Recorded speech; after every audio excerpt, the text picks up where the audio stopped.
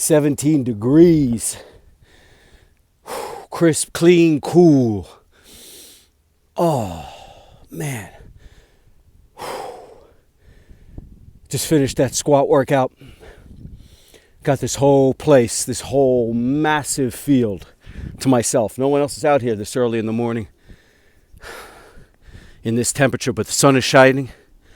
Getting so soaked, infused with vitamin D. Oh man, it feels good. Oh, sense of accomplishment, sense of self-worth, sense of discipline, sense of self-control.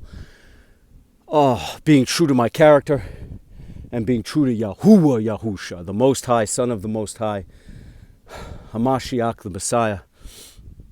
Paying reverence to the temple that houses the breath of Yahuwah.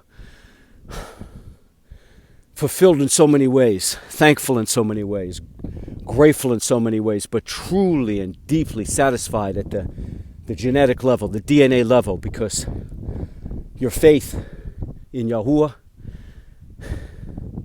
it's written into all of our code. They found a while ago a gene. It's a worship gene. And when you receive Yahuwah Yahusha, you experience something known as epigenetics. And that gene switches on. And you become connected. Check it out. Look at the research.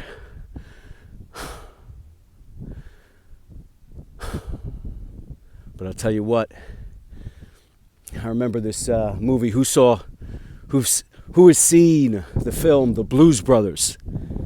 John Belushi, Dan Aykroyd. Great film from the 80s. Great, or maybe it was the late 70s. It was either late 70s or early 80s, but it was a great film. and I think it was Jake. Was it Jake? One of the Blues Brothers that said, we're on a mission from God. Or no, maybe it was, what's his name? The Dan Aykroyd character. Nevertheless, they were on a mission from God. That's what I feel like.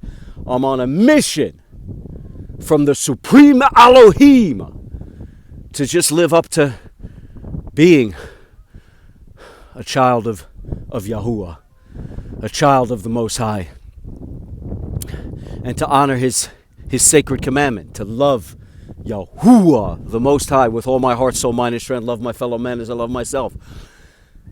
That's my mission. It's simple. It's not complex. It's completely achievable. And the beautiful thing about it is you can live it every day, every hour, 365, 24/7.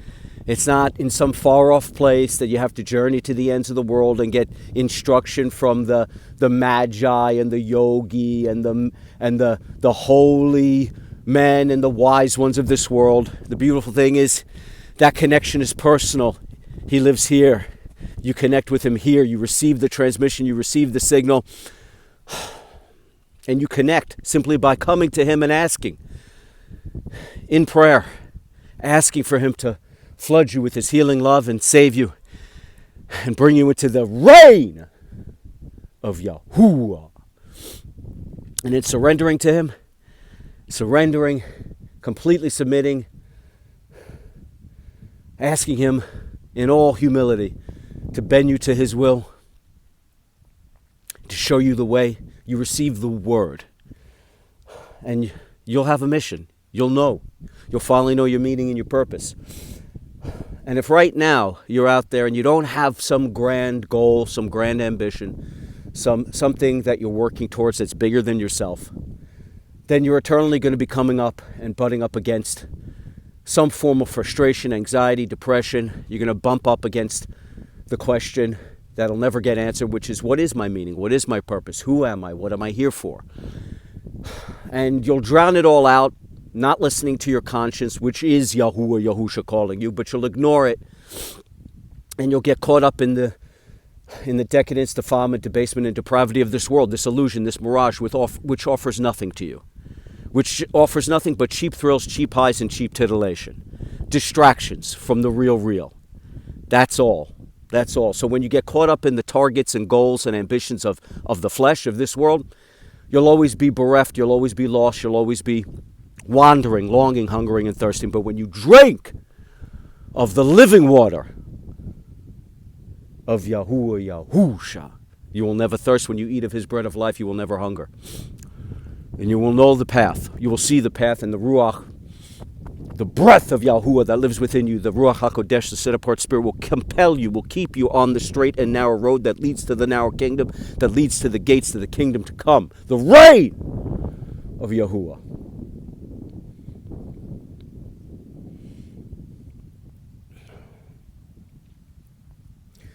But if you don't have some grand ambition or something bigger than yourself, and you find yourself caught up in the rat race, caught up in the hamster wheel, the endless treadmill, wake up, go to work, come home, eat, watch TV, rinse, repeat, watch sports, spend your weekends watching sports, Monday morning, groggy, hungover, rinse, repeat, do it all over again. Never end. And you're just existing. You're just turning on that hamster wheel. Only finding joy in those simple moments where you're distracted by some sporting event, some film, some TV series, some cheap form of entertainment, drink, drugs, endless distraction. And then if you give yourself an ambition, a target, a goal to shoot for, then at least you get some tunnel vision and you can hopefully crowd out all the distractions so that you can achieve your goal. But then you get to the end of that goal, you've climbed that mountain because it's a goal of the flesh, a target of this illusion, and you get to the top of that mountain, and for a second you're satisfied, then you find you're just at the bottom of another mountain, doomed to start it over and over and over again, never ending, always wondering why, always wondering what your meaning or purpose is, to just chase these goals where you get a trophy, you get a championship, you get a title, you get some money, you get some kudos, you get the esteem of man. So what? You're constantly having to restart and do it all over again, like Sisyphus, doomed to roll the boulder up the hill only to have it roll back down on you, never ending.